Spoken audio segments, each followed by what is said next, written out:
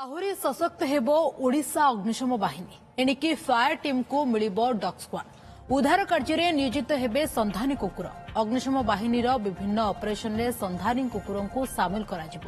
ଏଥିପାଇଁ ରାଜ୍ୟ ସରକାର ଡଗ୍ ସ୍କ୍ୱାଡ୍ K9ର 10ଟି କୁକୁରଙ୍କୁ ସ୍ୱତନ୍ତ୍ର ଟ୍ରେନିଂ ଦିଆଯାଇଛି। ଫାୟାର ଟିମ୍କୁ ସନ୍ଧାନୀ କୁକୁର ପ୍ରଦାନ କରିବାରେ ଓଡ଼ିଶା ଦେଶରେ ପ୍ରଥମ ରାଜ୍ୟ। ଏନେଇ ଅଧିକ ସୂଚନା ଦେଉଛନ୍ତି ଆମ ସିନିୟର ରିପୋର୍ଟର ଦେବାଶିଷ ମହାନ୍ତି।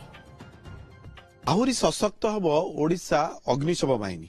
ଓଡ଼ିଶା ଅଗ୍ନିଶମ ବାହିନୀରେ K9 ଡଗ୍ ସ୍କ୍ୱାଡ୍ ବା ସନ୍ଧାନୀ କୁକୁରକୁ ନିୟୋଜିତ କରାଯାଉଛି ଏବଂ ଏହା ଭାରତରେ ପ୍ରଥମ ଥର ପାଇଁ ନିୟୋଜିତ ହୋଇଥିବା ଯାହା ଜଣାପଡ଼ିଛି ଏବଂ କେଉଁଭଳି ଭାବରେ ଅପରେସନ ଗୁଡ଼ିକ କରାଯିବ ଏବଂ ଏହି ସନ୍ଧାନୀ କୁକୁର ଗୁଡ଼ିକ ଅଗ୍ନିଶମ ବିଭାଗ ପକ୍ଷରୁ ବ୍ୟବହାର କରାଯିବ ଯେତେବେଳେ ବିଭିନ୍ନ ଅପରେସନ ଚାଲିବ ଏବଂ ଆପଣ ଦେଖୁଥିବେ କେଉଁଭଳି ଭାବରେ ଏକ ଅପରେସନ କରାଯାଉଛି ବର୍ତ୍ତମାନ ଏବଂ ଯେଉଁ ସନ୍ଧାନୀ କୁକୁର 10ଟି ସନ୍ଧାନୀ କୁକୁରକୁ ଟ୍ରେନିଂ ଦିଆଯାଇଥିଲା ଏବଂ ସେମାନେ ବର୍ତ୍ତମାନ ଏହି ଅପରେସନରେ ସାମିଲ ହୋଇଛନ୍ତି ଏବଂ ଗୋଟିଏ ଏଇ ଯେଉଁ ଗୋଟେ ଡିମୋଲିସନ ଘର ଭିତରେ ଗୋଟିଏ ଲୋକ କିଛି ରହି ଯାଇଛନ୍ତି ଏବଂ ତାଙ୍କୁ ଖୋଜି ବାହାର କରୁଛି ସନ୍ଧାନୀ କୁକୁର।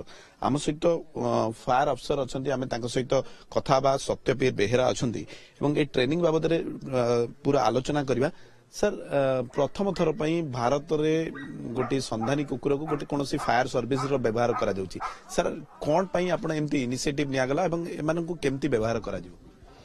ଭାରତ ବର୍ଷ କ'ଣ ପୃଥିବୀରେ କୌଣସି ଜାଗାରେ ଫାୟାର ସର୍ଭିସରେ ସନ୍ଧାନୀ କୁକୁର বা K9 ସ୍କ୍ୱାଡ୍ କୁ ଇଣ୍ଡକ୍ସ କରାଯାଏ ନାହିଁ। ଏହା ପ୍ରଥମ କରାଯାଉଛି। ଏଇଥିପାଇଁ ଆମର ଡିଜି ସାହେବ ଡକ୍ଟର ଷଡ଼ଙ୍ଗୀ ସାର୍ଙ୍କ ତତ୍ତ୍ୱାବଧାନରେ ସେ ଚିନ୍ତା କଲେ ଯେଉଁ ଓଡ଼ିଶାରେ ଆମେ ଯେଉଁ ଦେଖିଲେ ନିକଟ ଅତୀତରେ ଯେଉଁ ଭଳିଆ ବାଲେଶ୍ୱରରେ ଆପଣଙ୍କର ରେଲୱେ ଟ୍ରାଜେଡି ହେଲା, କେତେ କଷ୍ଟ କଲୁ ଆମେ, କେତେ ଏତେ ପରିଶ୍ରମ କରି ସବୁ ଡିପାର୍ଟମେଣ୍ଟ କରିକି ମଧ୍ୟ ଆମେ ଚିନ୍ତା କଲୁ ବା ସାର୍ ସେଠି ଉପଲବ୍ଧି କଲେ ନିହାତି ଏକ ସନ୍ଧାନ କୁକୁର ଆବଶ୍ୟକ ଅଛି। ତ ଦେଖନ୍ତୁ ବର୍ତ୍ତମାନ ଏଇଟା ହେଉଛି ଗୋଟେ man made disaster building collapse ହୋଇଯାଇଛି ଆର୍ଥକ୍ୱେକ୍ ସମୟରେ।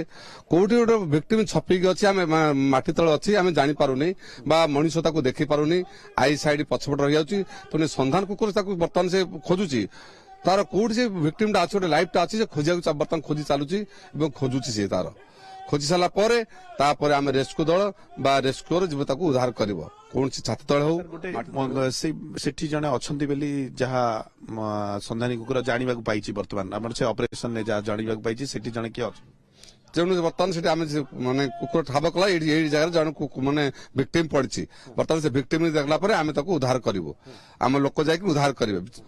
ଯେତେବେଳେ ସନ୍ଧାନୀ କୁକୁର ନଥିଲା ଆମେ ଟିକେ ସେଇ ଡିଜାଷ୍ଟର ସମୟରେ ଆମକୁ ଟିକେ ବେଶୀ ପରିଶ୍ରମ କରିବାକୁ ପଡୁଥିଲା। ତଥାପି ଯୋଉଗୁଡାକ ମାଟି ତଳରେ ଅଛନ୍ତି, ଛାତ ତଳରେ ଅଛନ୍ତି, ଆମେ କିଛି ସନ୍ଦେହ ଜାତ କରୁଥିଲୁ। ଏଇଥିପାଇଁ ନା ଲୋକମାନଙ୍କର ବା ଭିକ୍ଟିମ ମାନଙ୍କର ଯୋଉ ତାଙ୍କର ପରିବାର ଲୋକ ଦାବି କରୁଥିଲେ ଏଠି ମୋ ଲୋକଟା ଥିଲା କୁଆଡେ ଗଲା, ଏଇ ସବୁ ଇତ୍ୟାଦି ଚିନ୍ତା କଲା ପରେ ଆମେ ଦେଖିଲୁ କୁକୁର ସନ୍ଧାନୀ କୁକୁରଙ୍କୁ ଆମକୁ ସହଜ ହଉଛି, ଲୋକଙ୍କୁ ଠାବ କରିବାକୁ ସହଜ ହେଲା ପରେ ଆମେ ଉଦ୍ଧାର କରି ଚାଲୁଛୁ।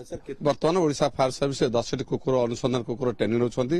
ଟ୍ରେନିଂଟା ଆକ୍ଚୁଆଲି 54 ୱିକ୍ସ ଚାଲିବା କଥା। ବର୍ତ୍ତମାନ ସେ ମାନେ 30 ୱିକ୍ସ କଭର କରିସାରିଲେଣି, ଆଉ 22 ୱିକ୍ ତାଙ୍କର ଅଛି ଆପଣଙ୍କର ଟ୍ରେନିଂ ନେବେ। ଏଇଟା ବର୍ତ୍ତମାନ ଯୋଉ ଆମେ କହୁଛୁ ଆଡଭାନ୍ସ ଟ୍ରେନିଂ ବା ରବର ଟ୍ରେନିଂ ନେଲା ପରେ ଆମେ ତାଙ୍କୁ ଯୋଉ ଆମର ଜୋନ୍ ଠିକ୍ ହେଇଛି, ଡିଜି ସାହେବ ଜୋନ୍ ଠିକ୍ ମାନେ ଯୋଉଗୁଡାକ ସେନ୍ସିଟିଭ ଜାଗା ବା ବନ୍ୟା ପୀଡ଼ିତ ବା ଡିଜାଷ୍ଟର ଜାଗା ଲାଇକ୍ ଆପଣ ପୁରୀ, କଟକ, ବାଲେଶ୍ୱର, ଭୁବନେଶ୍ୱର, ଅନୁଗୁଳ, ସେ ଜାଗାକୁ ଆମେ ପଠେଇ ପାରିବୁ। ସେମାନଙ୍କର ବ୍ୟବସ୍ଥା ସହିତ ସେମାନଙ୍କୁ ଆମେ ପଠେଇ ଦେଇ ପାରିବୁ। ଶୁଣୁଥିଲେ ଆମ ସହିତ ଫାୟାର ଅଧିକାରୀ ବା ଅଗ୍ନିଶମ ବିଭାଗର ଅଧିକାରୀ ଆମ ସହିତ ଆଲୋଚନା କରୁଥିଲେ ଏବଂ କେଉଁଭଳି ଭାବରେ ରେସ୍କ୍ୟୁ ଅପରେସନରେ ଏହି ସନ୍ଧାନୀ କୁକୁର ବା K9ର 10ଟି ଯୋଉ କୁକୁର ପ୍ରାଥମିକ ପର୍ଯ୍ୟାୟରେ ଅଣାଯାଇଛି ଏବଂ ସେମାନେ କିପରି ସହଯୋଗ କରିବେ ଏବଂ ବିଶେଷ କରି ଅପରେସନରେ ଯୋଉ ସମସ୍ୟା ସବୁ ଅଗ୍ନିଶମ ବିଭାଗର କର୍ମଚାରୀ ବା ଅଧିକାରୀ ମାନଙ୍କୁ ହଉଥିଲା ଏବଂ ବିଶେଷ କରି ଯେତେବେଳେ ଯୋଉ ବ୍ୟକ୍ତି ମାନେ ରହି ଯାଉଥିଲେ, ଧର ଏଇ ଯେମିତି ଟ୍ରେନିଂ ଦିଆଯାଉଛି ବର୍ତ୍ତମାନ ଗୋଟେ ଘର ତଳେ ବା କୌଣସି ବିଲ୍ଡିଂ ଯେତେବେଳେ କୋଲାପ୍ସ କରୁଛି ବା ଅନ୍ୟାନ୍ୟ ଅଘଟଣ ସମୟରେ ଲୋକମାନଙ୍କୁ ସନ୍ଧାନ କରାଯାଇ ପାରୁନଥିଲା ଏବଂ ଏହି ଡଗ୍ ସ୍କ୍ୱାଡ୍ ତାଙ୍କୁ ସନ୍ଧାନ କରିବ ଏବଂ ଏହା ଫଳରେ ଅପରେସନ ମଧ୍ୟ ଆହୁରି ସହଜ ହେବ ବୋଲି ଯାହା କୁହାଯାଉଛି ଏବଂ ପ୍ରାଥମିକ ପର୍ଯ୍ୟାୟରେ ଏହି 10ଟି କୁକୁରକୁ ତାଲିମ ଦିଆଯାଇଛି ବା ଟ୍ରେନିଂ ଦିଆଯାଇଛି ଏବଂ ଏହାପରେ ଯେକୌଣସି ସମୟରେ ସେମାନଙ୍କୁ ନିୟୋଜିତ କରାଯାଇ ପାରିବ। ମୁଣ୍ଡୁଳିରୁ କ୍ୟାମେରା ପର୍ସନ ରମାକାନ୍ତଙ୍କ ସହ ଦେବାଶିଷ ମହାନ୍ତି, OTV।